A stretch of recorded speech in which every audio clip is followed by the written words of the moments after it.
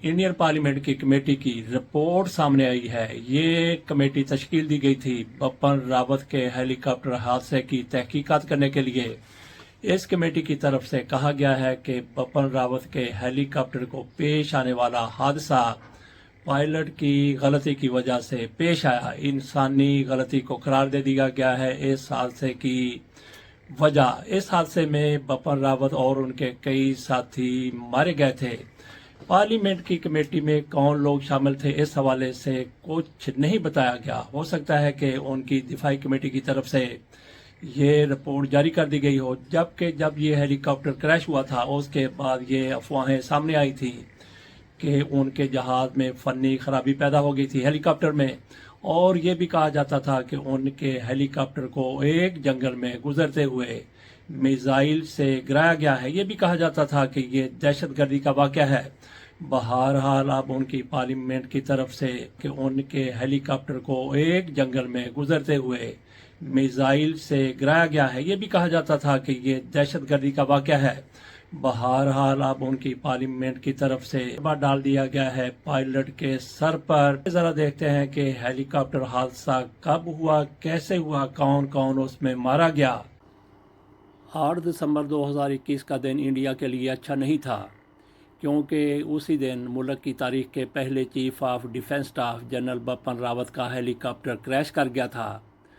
इस हादसे में जनरल बिपिन रावत और उनकी अहलिया समेत 13 अफराद हलाक हो गए थे। इंडियन फौज के सीनियर तरीन जनरल की मौत के 3 साल बाद इंडिया की पार्लियामेंट में कायमा कमेटी बराए दिफा ने एक रिपोर्ट जमा करवाई है, जिसमें कहा गया है कि जनरल बिपिन रावत का MI-17 हेलीकॉप्टर दरअसल इंसानी गलती के सबब क्रैश कर गया था। ये हक़ाइक़ एक ऐसी रिपोर्ट में बयान किए गए हैं जिसमें इंडियन एयरफोर्स के तैयारों को पेश आने वाले दीगर वाक़यात की तफसीलात दर्ज की गई हैं। रिपोर्ट में लिखा क्या है?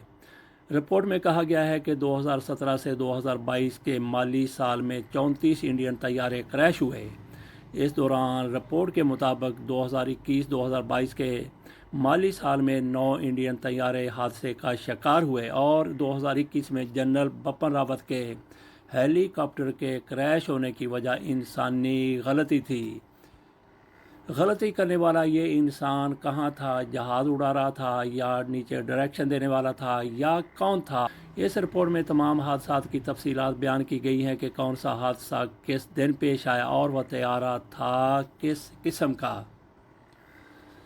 रिपोर्ट में शकूक व शुबहात की तस्दीक की गई है। इससे कबल भी इन खदशात का इजहार किया जाता रहा था कि जनरल बिपिन रावत के हेलीकॉप्टर पायलट की गलती के सबब क्रैश हुआ था। इस हवाले से इंडियन चैनल NDTV ने अपनी रिपोर्ट में कहा था कि तहकीकाती टीम की तफ्तीश में भी ऐसे ही हक़ाइक़ सामने आए थे। वादी के मौसम में गैर मुतवक्का तब्दीली के सबब हेलीकॉप्टर बादलों में चला गया और इसी सबब ये हादसा हुआ।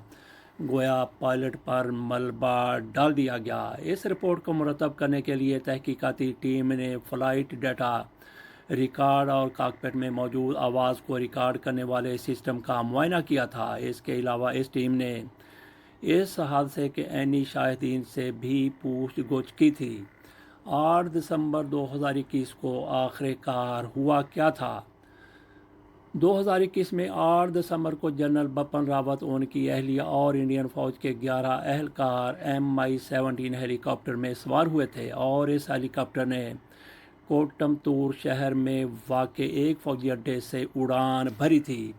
इस हेलीकॉप्टर में सवार अफराद को तमिलनाडु में वाक़े डिफेंस सर्विसेज स्टाफ कॉलेज जाना था, लेकिन यह हेलीकॉप्टर कोहिनूर और नीलागिरी ज़िला के करीब गिरकर तबाह हो गया। इस हादसे में सिर्फ ग्रुप कैप्टन पुराने इलाज वफ़ात पा गए थे। इस हादसे में हलाक होने वाले दीगर अफराद कौन थे? इस हादसे में जनरल बिपिन रावत के अलावा उनकी अहलिया Madhulika Raj Singh Rawat, defence assistant brigadier LS Lidder, lieutenant colonel Harjinder Singh, MI-17 के pilot wing commander Prithvi Singh Chauhan, squadron leader Kuldeep Singh, junior warrant officer Rana Pratap Das, junior warrant officer Arakkal Pradeep, हवालदार सत्याल राय, नाइक गुरसेवक सिंह, नाइक जतिंदर कुमार, لانس نائک وویک کمار اور لانس نائک سائی تیجا بھی اس حادثے کا شکار ہوئے تھے۔ انڈین ایئر فورس کے زیر استعمال MI-17 ہیلی کاپٹر کو ہوائی سفر کے لیے محفوظ سمجھا جاتا ہے۔ گزشتہ کئی برسوں سے انڈیا کی ایئر فورس اسی روسی ساختہ ہیلی کاپٹر کا استعمال سیلاب اور دیگر قدرتی آفات سے متاثرہ علاقوں میں ریلیف آپریشن کے دوران کر رہی ہے۔ سینٹیکس ایروسپیس سروسز لمیٹڈ کے CEO کہتے ہیں کہ MI-17 ایک انتہائی قابل بھروسہ ہیلی کاپٹر ہے۔ اسے اتراکھنڈ جیسی ریاستوں میں امدادی سرگرمیوں کے لیے استعمال کیا جاتا ہے جو کہ سطح سمندر سے بلند ہیں۔ جنرل بپن راوت کو 31 دسمبر 2019 میں انڈیا کے پہلے چیف آف ڈیفنس اسٹاف کے عہدے پر فائز کیا گیا تھا اور انہوں نے اس عہدے کا 1 جنوری 2020 کو سنبھالا تھا۔ بطور چیف آف ڈیفنس اسٹاف انہوں نے انڈین فوج کو جدید بنانے اور اس کی تمام شاخوں میں تعاون بڑھانے کو اپنی ترجیحات میں شامل کر رکھا تھا۔ اس سے قبل 31 دسمبر 2016 سے لے کر 1 جنوری 2017 تک انڈین فوج کے 26ویں سربراہ بھی رہے تھے۔ وہ نہ صرف فیصلہ سازی کی صلاحیت رکھتے تھے بلکہ ان فیصلوں پر عمل درآمد بھی کروایا کرتے تھے۔ کہا جاتا ہے کہ جنرل بپن راوت نے انڈیا کی شمال مشرق ریاستوں کو عسکریت پسندوں سے پاک کرنے میں بھی کلیدی کردار ادا کیا تھا۔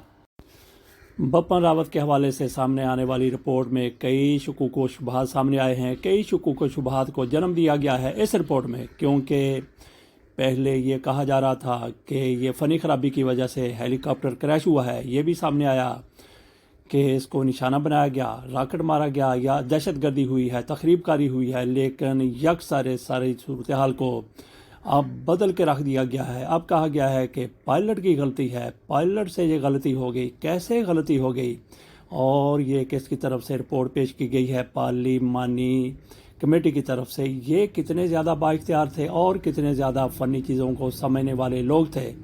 بہرحال اس کریش کے حوالے سے پاکستان کے ساتھ بھی کئی مماثلتیں پائی جاتی ہیں۔ جنرل ضیاء الحق کا جہاز 1988 کو کریش ہوا، ان کے ساتھ 2 امریکی بھی تھے، امریکی سفیر تھے اور ایک جنرل وہاں سے پاکستان میں وزٹ پہ آیا ہوا تھا، وہ بھی مارے گئے۔ جنرل ضیاء الحق کے ساتھ بھی کئی جرنیل مارے گئے، جوائنٹ سروسز کے چیف بھی اسی حادثے میں شہید ہوئے تھے۔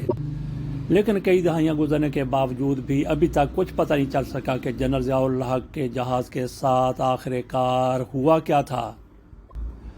پاکستان میں ایک عہدہ ہے جوائنٹ سروسز چیف، اس کے مقابلے میں اس کے برابر انڈیا کی طرف سے یہ عہدہ تخلیق کیا گیا تھا خصوصی طور پر بپن راوت کے لیے۔ اس کے علاوہ بھی تھوڑی سی بھارت میں ابھی کمی یہ پائی جاتی ہے، ابھی بھارت میں DG ISPR کا عہدہ تخلیق نہیں کیا گیا۔ اس کے ساتھ اجازت دیجیے، اللہ حافظ۔